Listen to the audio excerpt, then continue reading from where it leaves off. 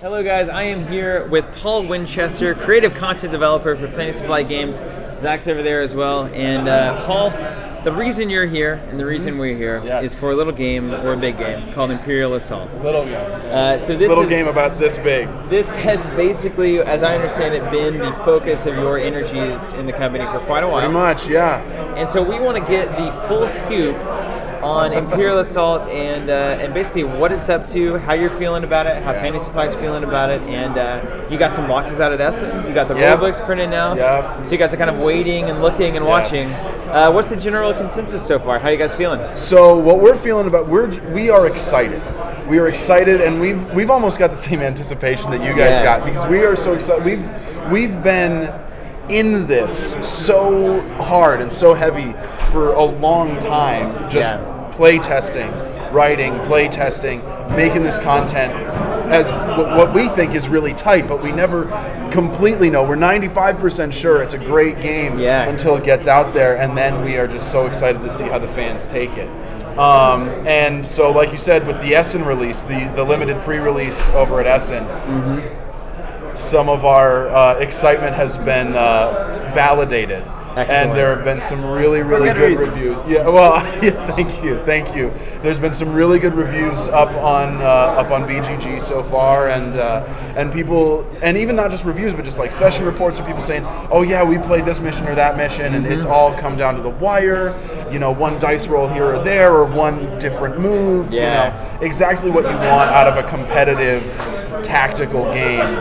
That's also still got a great theme element too. So we're really excited to see that people feel the same way about the game that we feel about the game. Yeah. So what exactly is your involvement in the development of Imperial Assault? You said playtesting, but at what point in the process did you come along? I joined the company 8 months ago. I joined about in March. Maybe I'm bad at counting off the top of my head. And the game was pretty well designed at that point, you know. And but there's a lot more to be done. The design of a new game is always very fluid, and it's like, oh well, do we keep this? Do we, what do we do? And so, as a creative content developer, as opposed to say a designer, I'm not on for like the groundwork stage, but I might be writing missions or working with units and their stats or whatever else as the game comes along. But at that point, it's all so meshed. You're playtesting a mission, right? And you've got 3 of the 6 heroes and some of their experience, and you're using some of the units, and something isn't quite working. It's like, well, which thing do we need what's to the problem? And so there's just a lot of real solid detail work that we get to do, which is exciting and challenging and hard work that it's exciting to see pay off with fan reaction. So how many missions are in the box? Including the Luke Invader figure packs, there are 32 campaign missions, and then 6 skirmish missions on 3 maps. Each skirmish map has 2 missions associated with it. If Zach and I, and maybe a few of the other Covenant guys, were to sit down and play through the entire set of missions, an entire campaign of Imperial Assault, let's say those are 2 different things. The campaigns. Play through the whole campaign stuff. Sure. How long would that take us? The 32 mission. That's not. The full campaign will take you through 11 to 13 missions, depending on how many forced missions the players.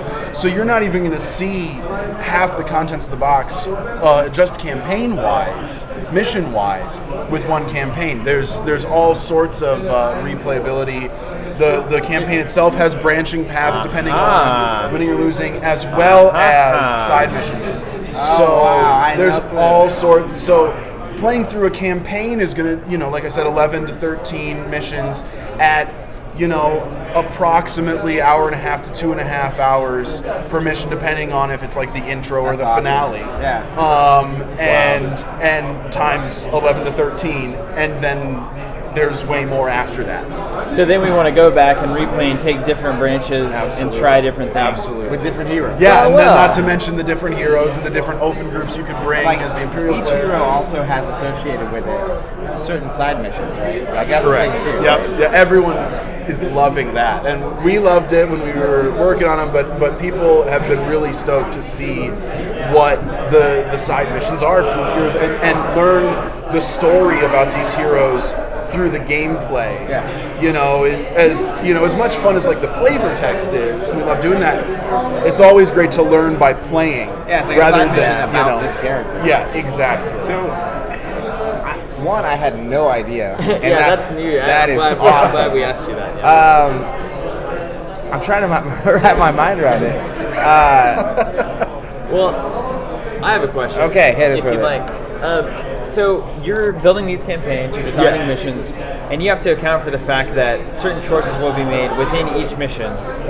So how in the world do you approach that from a balanced perspective to make it where, well, if they branch here and then here and then here, this one will be too easy, and then if they don't do that, it'll be way too hard because they won't get this piece of gear, they won't get this experience or whatever. So how do you approach that just psychologically, I'll say? Carefully and diligently, I guess, would be the two. I mean, that was one of the main things that I was doing a lot of in particular was trying to do that fine tuning on a lot of missions.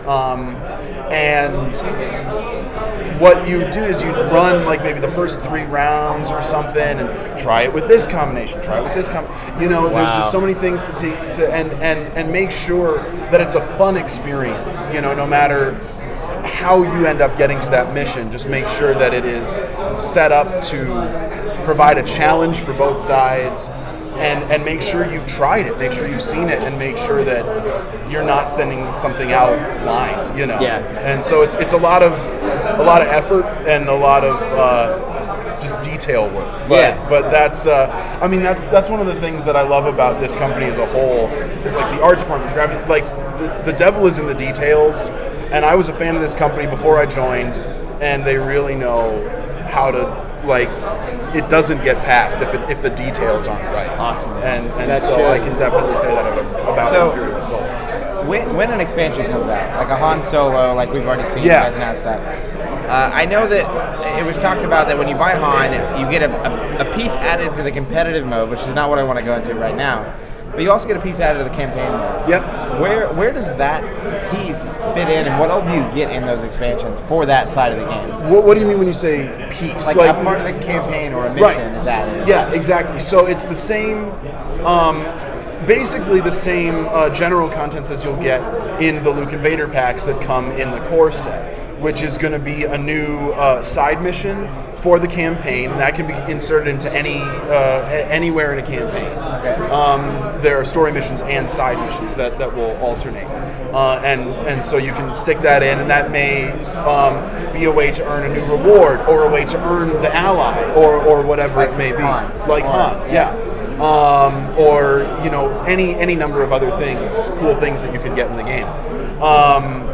And then there's also, like you said, the skirmish missions, and each of those figure packs will come with one skirmish map, 2 skirmish missions, and then other kind of related cards that will just kind of flesh out the skirmish and the campaign game a little bit, add a little extra stuff. So you've got this campaign in the core box, right? This idea of chaining together 11 to 13 missions. Is it always going to start in the same place? Yes. And then does it always resolve in the same place? Not exactly. I don't want to give too much away. Sure. But there is the story of the campaign, and you can play through it in different ways.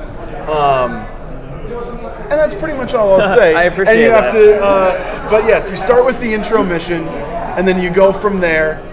And that's about as far as we'll go until you guys see some of the mission cards. Because we don't want to spoil too much for the campaign mode, let's talk about Skirmish.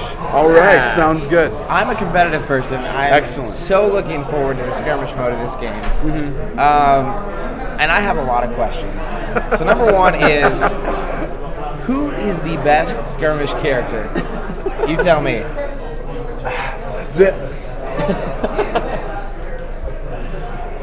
I don't think there is one. I've been trying hard to think of, like, if there is one. The great thing about a competitive game is that, and one of the key things about balancing a competitive game when you're creating it, is making sure there's always an answer. That there is no one tactic that has no answer. And so the variety of missions that you can get, and the variety of style of missions, because each skirmish mission provides ways to get points outside of just... It's not just killing you. Exactly. Although that gets you points too. Sure. I mean, Vader is obviously going to run in and stomp people. I mean, we just put up the Command the Empire article. He's got he's got so much damage output, and since you're limited to one attack, per out of your 2 actions, it's like, oh well, I'll just use my action to do 3 free damage, and then I'll attack you with all my dice. But he also costs 18 points, so if he gets taken down, that's basically So, but there's one thing that we've kind of found in our short time is that the fun thing about the game is that it's not all just go full powerhouse or just go full swarm. It's got to be a balance, because if you are too small, too power compact, you won't be mobile enough to deal with the mission and all of the twists and turns that may bring. Interesting. But if you are too spread out, then your opponent may just be able to mow you down, and you won't be able to compete on the battle level. You may be running around picking up victory points, but if your army gets wiped out, it's not going to help you much. So I was thinking, so all the heroes, just to make sure that we're on the right page and that everyone listening is on the right page, all the heroes that we play through in a campaign can then be ported over to the skirmish mode. And then important figures in the campaign as well for the Imperial player also can become heroic entities, more or less. So like Darth Vader, for instance, right? Could show up in the campaign on the Imperial side. Can also be a skirmish guy. Now, is that true for everything that the Imperial players can have access to in the campaign? I mean, there are some cards that are campaign unique or skirmish unique that directly interact with those games. But the main thing that ports over are the units. That they function the same way, and the cost, their point cost for skirmish, which is how list building and all that, then has impact on the game for balance. If you bring along an ally, then the Imperial player will gain a benefit based on the ally's deployment cost. Or if you're trying to bring along Darth Vader, then you have to be able to afford him as an unless, of course, since it is hidden information, you open up a door and there's the Sith Master waiting to hit you with his lightsaber, because that's what's in the mission. You never know. That's what happens. So, can you give me, what's an example objective in the skirmish mode? What kind of, it's like there's sometimes it's like, you have to, it's like King of the Hill kind of stuff, or what's the thought process behind creating these objectives? And if you're putting one in all of the packs, I'd like to know the philosophy behind creating this, because that's going to be a lot of those. Sure. Well, I mean, since we haven't put the stuff out yet, I don't want to say anything too specific. The main, when I work on it, the main thing that I want to get out of a skirmish mission is it equitable? Are we trying to reach a point on the map, maybe, that gets us victory points if we interact with it a certain way, and then is it equidistant for people, does this give a certain type of listing advantage, and try and make it so it's just an equitable experience. So maybe you're trying to get to a spot on the map, or maybe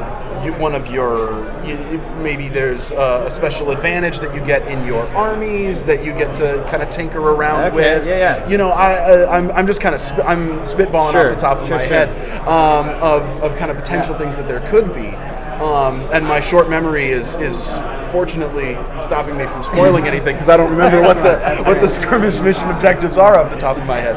But yeah, it definitely varies from style, mission to mission, what type of play you might see. And now when you come into a skirmish game, you're bringing those missions with you, right? You're bringing, is it a set of 3 that you bring, or is it a random roll-off? How is it that you determine what mission you're playing whenever we come off? Oh, there are skirmish mission cards that you can, yeah. and you can, if you're just playing with friends, you can just choose one, or you shuffle them together and pick randomly, see which one you want, and that's kind of what I like.